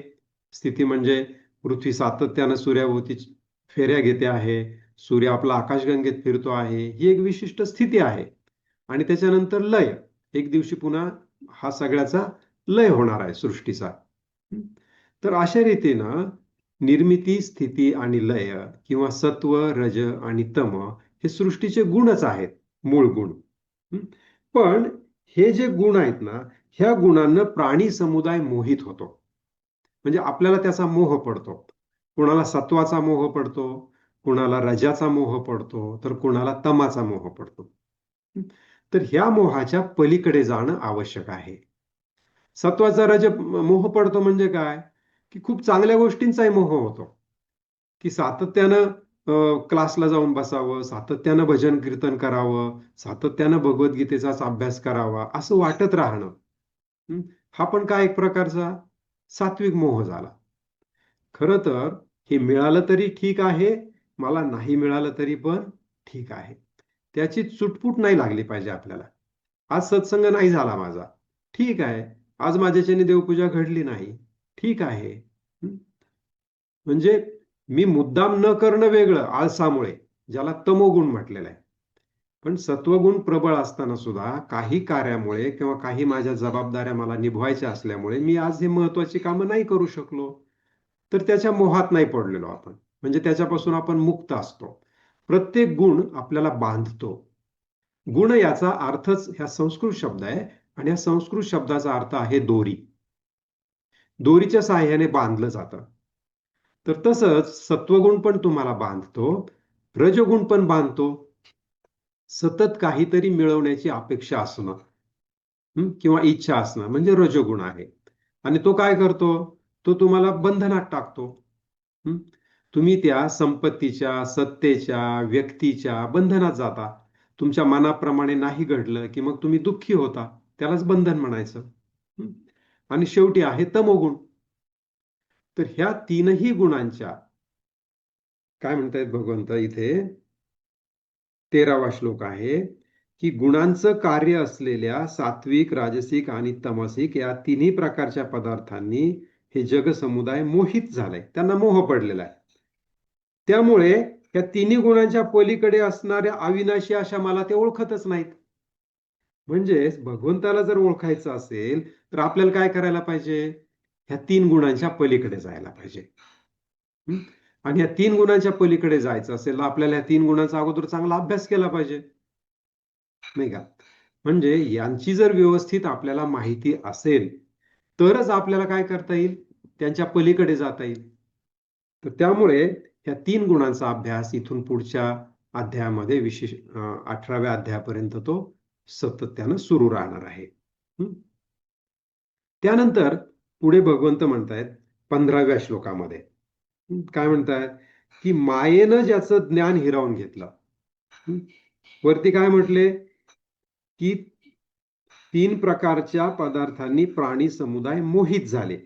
तर ते जे मोहित होणे ना, त्यालाच माया म्हणतात, प्रकृतीची माया. उदाहरणार्थ काही चांगल्या गोष्टी दिसतात तर ती काय झाली? ती एक प्रकारची माया झाली. खूप चांगला पुष्पगुच्छ दिसतोय, पण 2 दिवसाने तो काय होणार आहे? खराब होऊन सडून जाणार आहे. पण ती माया भगवंताची अशी आहे की आत्ताच्या क्षणाला ते फूल ते इतकं सुंदर वाटतं की आपल्याला जाऊन ते तोडावंसं वाटतं, नाकाशी धरावं वाटतं, डोक्यात माळावं वाटतं. ही झाली माया. ते अंतिम सत्य आहे का? नाहीये. म्हणून इथे भगवंत सांगतायत की मायेने ज्यांचे ज्ञान हिरावून घेतले, तर ही जी त्रिगुणाची माया आहे, हे खालच्या चौकोनाची याला मी अज्ञान म्हटलंय, ते काय करतं? वरती दिलेलं जे ज्ञान आहे ना, ते वरचं ज्ञान ते हिरावून घेतं. आणि एकदा ते ज्ञान हिरावून घेतलं गेलं की त्या व्यक्तीला असुर असं म्हटलं जातं. मग काय म्हणतायत भगवंत? मायेनं ज्यांचं ज्ञान हिरावून घेतलं असे असुर स्वभावाचे, मनुष्यात नीच असणारे, दुष्टकर्म करणारे मूर्ख लोक मला भजत नाहीत. पहा, म्हणजे ज्ञानापासून दूर जर आपण गेलो, भगवंत त्याची किती निर्भत्सना करतायत. त्याला ते असुर म्हणतायत, नीच म्हणतायत, दुष्ट म्हणतायत, मूर्ख म्हणतायत. म्हणजे अज्ञानामध्ये जाणं हे इतकं वाईट आहे, हे भगवंत आपल्या मनाला इथे समजावून सांगतायत. पुढे 15व्या श्लोकात त्यांनी हे सांगितल्यानंतर 20व्या श्लोकापासून 27व्या श्लोकापर्यंत, आता आपण थोडस पुढे जाऊयात, की त्या त्या भोगांच्या इच्छेने ज्याचे ज्ञान हिरावून घेतले आहे असे लोक आपल्या स्वभावाने प्रेरित होऊन निरनिराळ्या देवतांची पूजा करतात. आता आपण पाहिलं की सत्व, रज आणि तम हे 3 गुण आहेत. तर ह्या 3 गुणाप्रमाणे 3 स्वभाव पण असतात. सात्विक माणसाचा सत्वगुण असणाराचा स्वभाव सात्विक असतो, रजोगुण असणाराचा स्वभाव राजसिक असतो, त्याला काहीतरी हवं हवं असं वाटतं. तमोगुण असणाराचा स्वभाव तामसिक असतो. तर असे जे लोक आहेत ते त्यांच्या स्वभावाने प्रेरित होतात आणि ते वेगळ्या वेगळ्या प्रकारचे नियम पाळून वेगळ्या वेगळ्या देवतांची पूजा करतात. आता आपल्याला माहिती आहे की आपल्या संस्कृतीमध्ये देव खूप आहेत. कुणी कुठल्या देवाची, कुणी कुठल्या देवांची पूजा करतात. पण त्या देवाकडे त्याचं आकर्षण कसं झालं? तर त्याच्या त्या स्वभावामुळे झालं. आणि तो स्वभाव स्वभाव कसा निर्माण झाला? तर भोगाच्या इच्छेनं त्याचं ज्ञान हिरावून घेतलं गेलं. त्याच्या मनामध्ये भोगाच्या अज्ञानामुळे भोगाच्या इच्छा निर्माण झाल्या. त्या भोगांच्या इच्छांनी काय केलं? ज्ञानावरती मात केली आणि मग तो ते भोग पूर्ण करण्याच्या मागे लागला आणि त्यासाठी तो वेगवेगळ्या देवतांना पूजू लागला. पुढे सांगतायत 21व्या श्लोकामध्ये, जो जो सकाम भक्त ज्या ज्या देवता स्वरूपाचे श्रद्धेने पूजन करू इच्छितो त्या त्या भक्ताची त्या देवतेवरील श्रद्धा मीच दृढ करतो. समजा एखादा तामसिक व्यक्ती असेल आणि तो एखाद्या तामसिक देवतेची पूजा करत असेल, तर त्याची श्रद्धा दृढ करणारा पण मीच आहे असं भगवंत म्हणतायत. कारण भगवंत इथे सगळ्या गोष्टींची जबाबदारी घेत आहेत. आपण पाहिलं होतं की मी परमात्मा आहे असं म्हणणं म्हणजे प्रत्येक गोष्टीची जबाबदारी घेणं. चांगल्या चांगल्या गोष्टी तेवढ्या मी करतो आणि जे जे वाईट आहे ते दुसरा कोणीतरी करतो, हे चुकीचं आहे.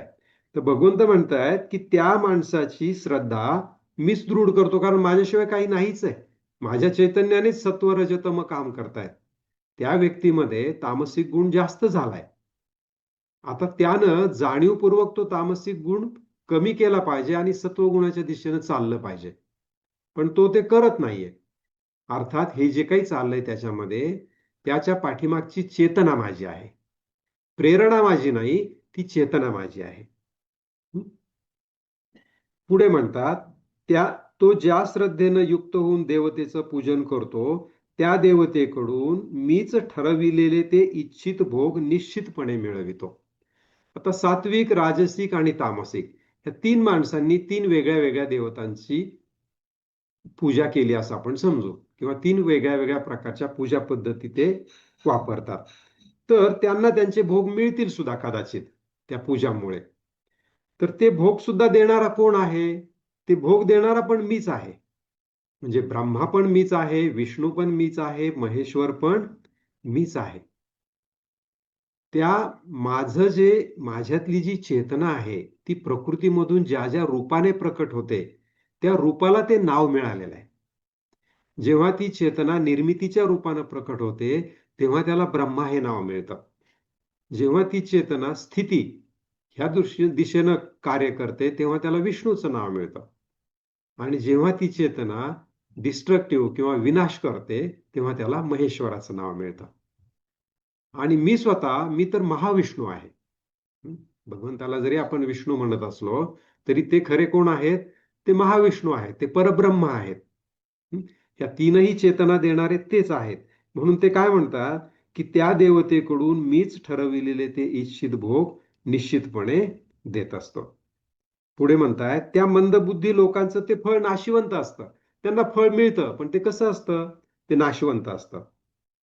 दुसरी गोष्ट, देवतांची पूजा करणारे देवतांना प्राप्त होतात. ह्या देवता नश्वर आहेत. ही लोक त्या नश्वर देवतेला प्राप्त होणार. कुणी स्वर्गात जातील, कुणी पाताळात जातील, कुणी इथेच आनंद घेतील, नाही का?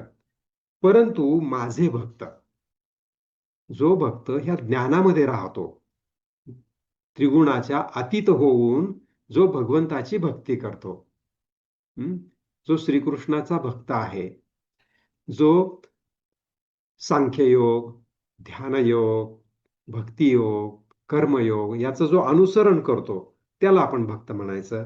तो मला कसाही भजो, त्याची जी माझ्यावर भक्ती आहे, ती भक्ती करण्यामध्ये कितीही चुका होऊ देत, तो अंती मलाच येऊन मिळतो.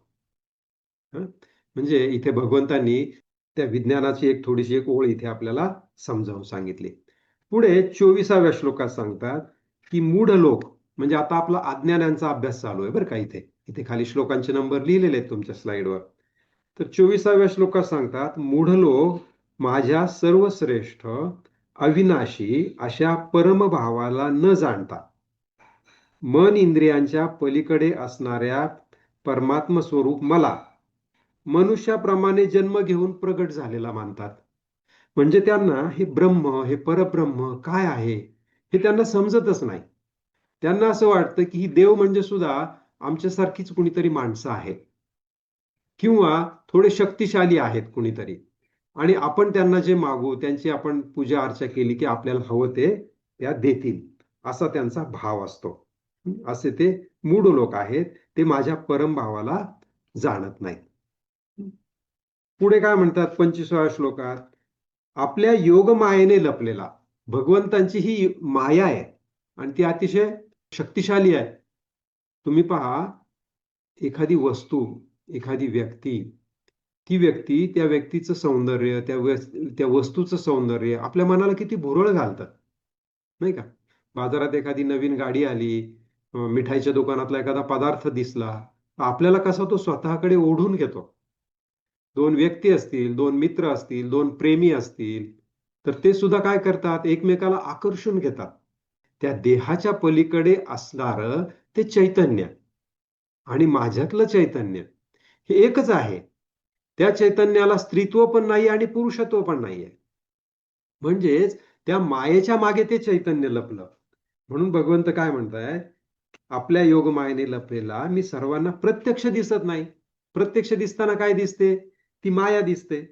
आणि म्हणून हे अज्ञानी लोक जन्म नसलेल्या अविनाशी अशा मला परमेश्वराला जाणत नाहीत. तर हे जे खरं परब्रह्म आहे त्याला अज्ञानी लोक जाणत नाहीत आणि ते असं समजतात की मी जन्मणारा आणि मरणारा आहे.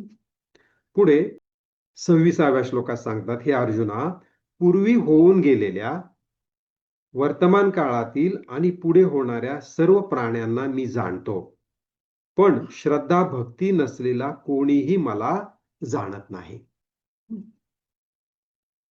तर ह्या ठिकाणी भगवंत त्यांचं त्रिकालाबाधित शक्तीचं वर्णन करतात आणि ज्याला श्रद्धा भक्ती नाही असा कोणीही मला जाणत नाही असं इथे सांगतात.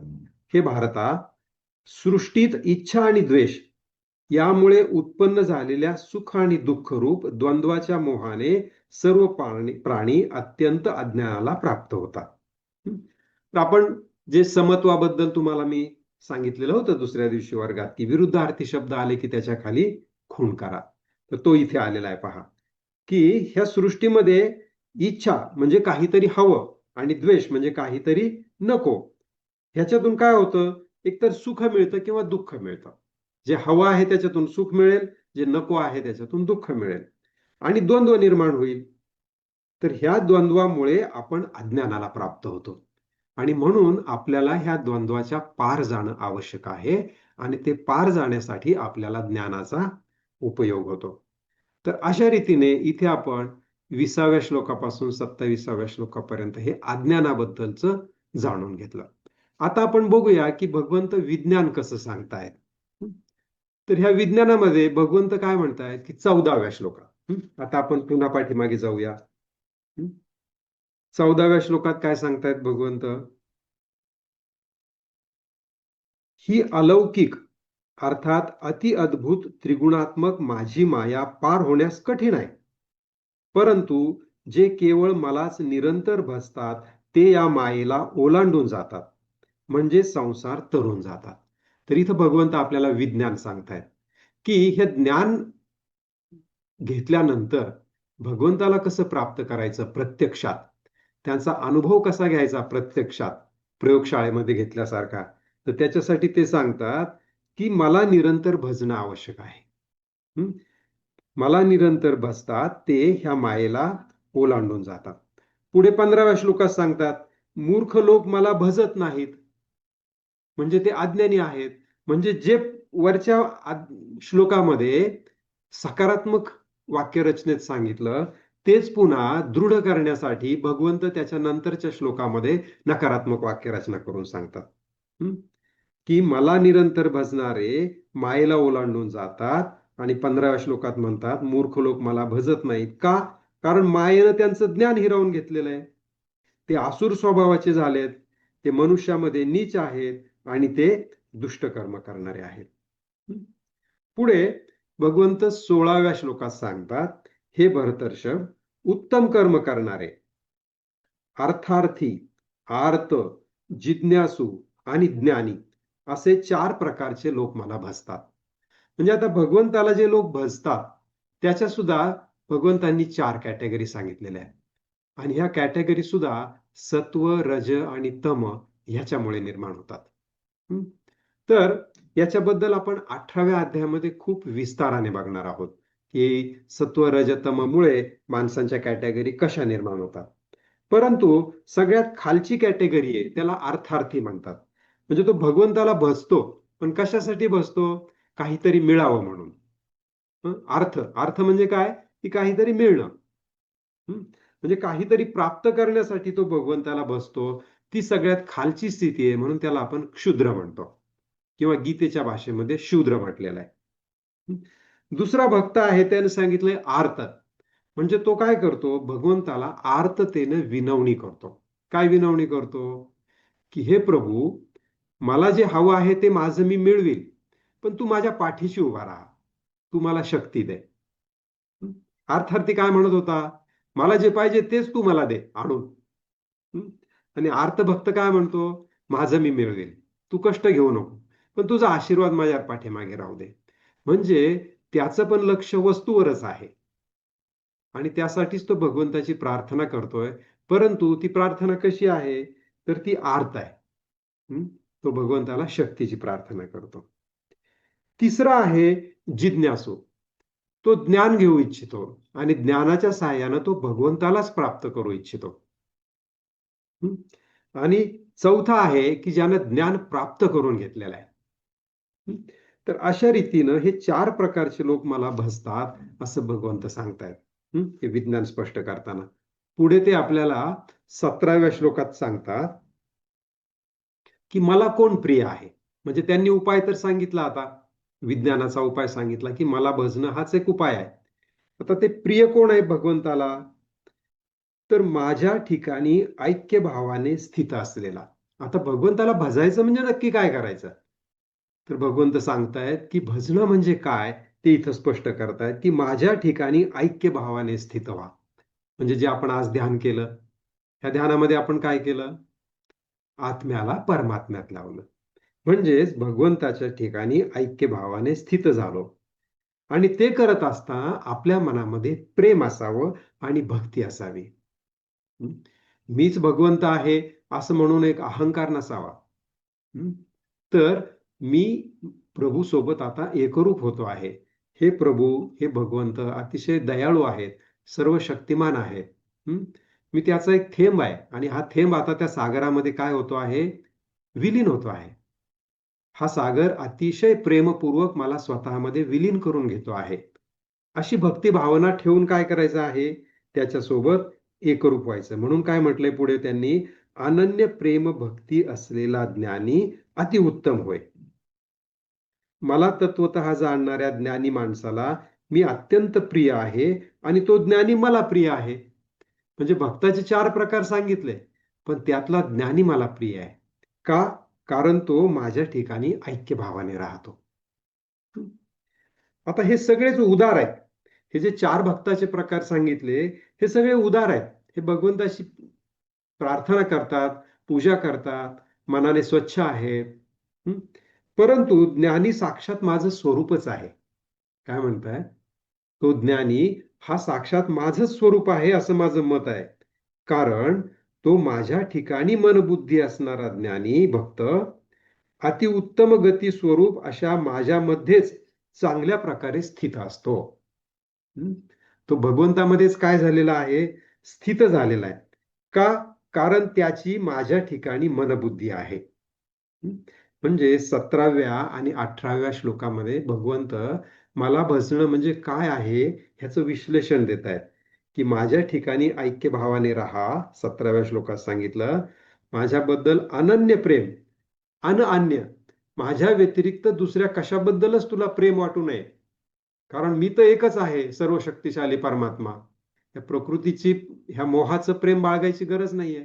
कुणाचं बाळगायचं आहे? त्या सर्व शक्तिमान अशा माझ्याबद्दलच. म्हणून अनन्य शब्द वापरला, की अन्य नाही.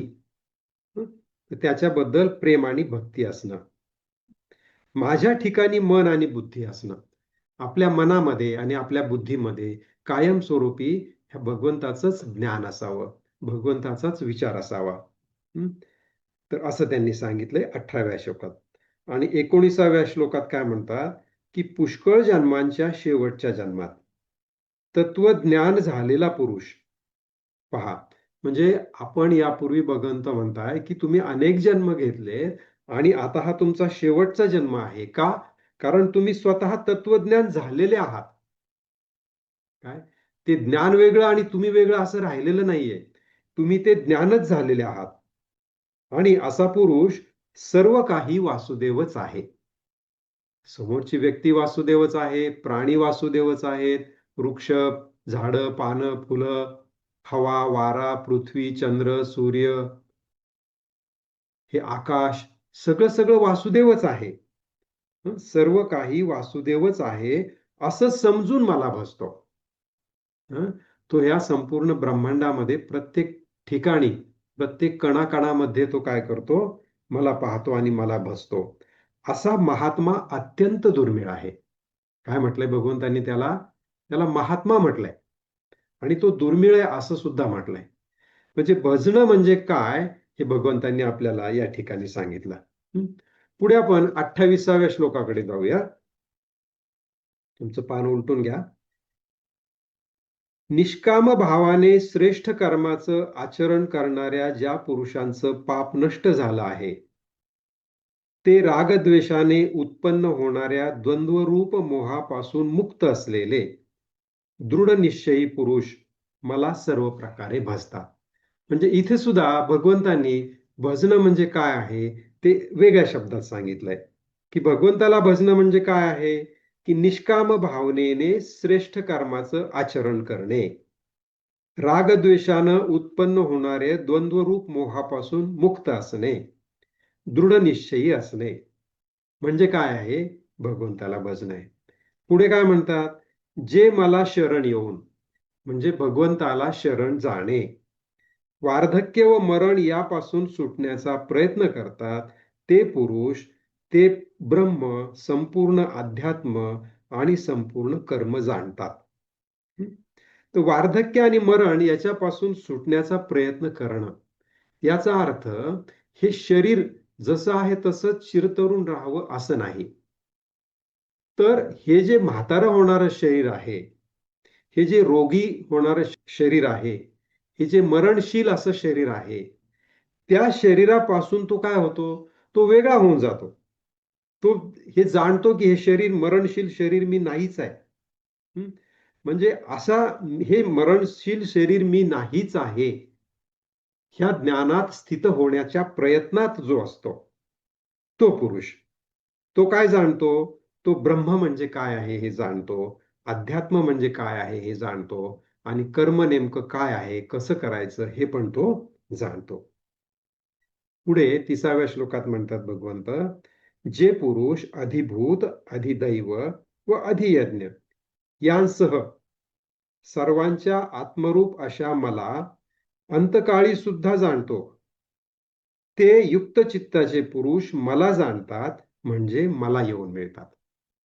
म्हणजे इथे 30व्या श्लोकामध्ये भगवंत आपल्याला अधिभूत, अधिदैव आणि अधियज्ञ हे 3 शब्द सांगतात.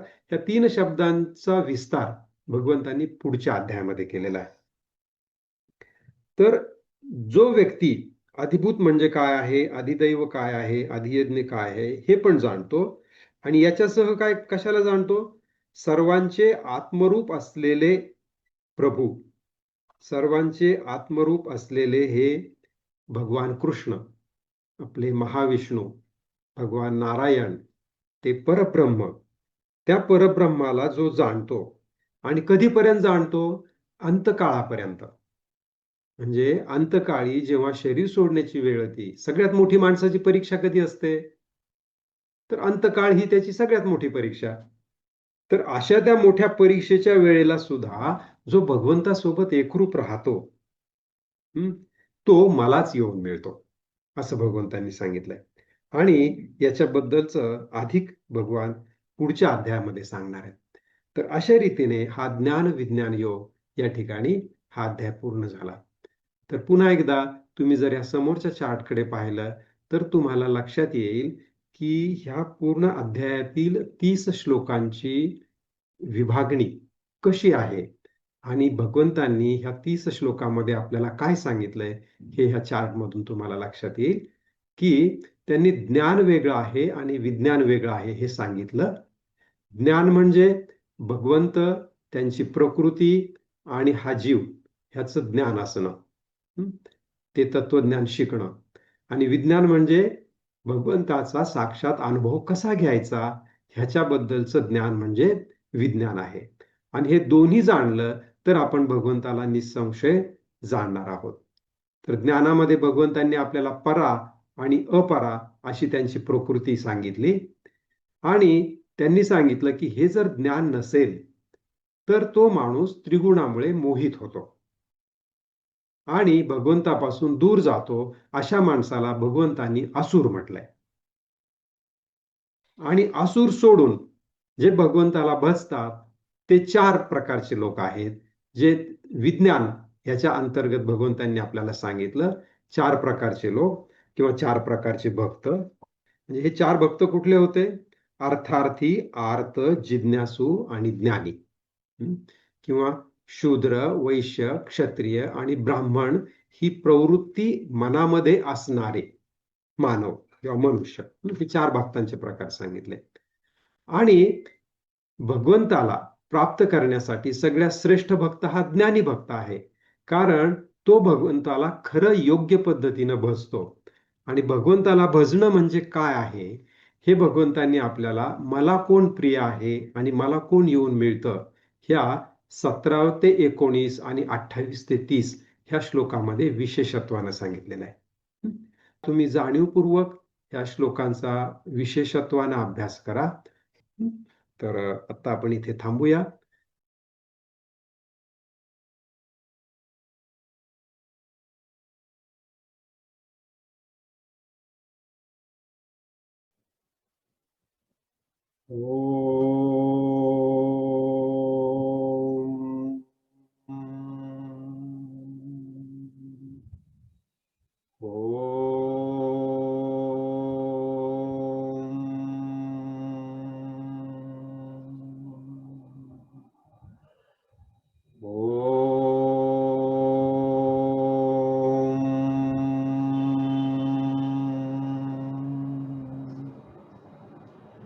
असतो मा सद्गमय, तमसो मा ज्योतिर्गमय, मृत्योर्मा अमृतं गमय.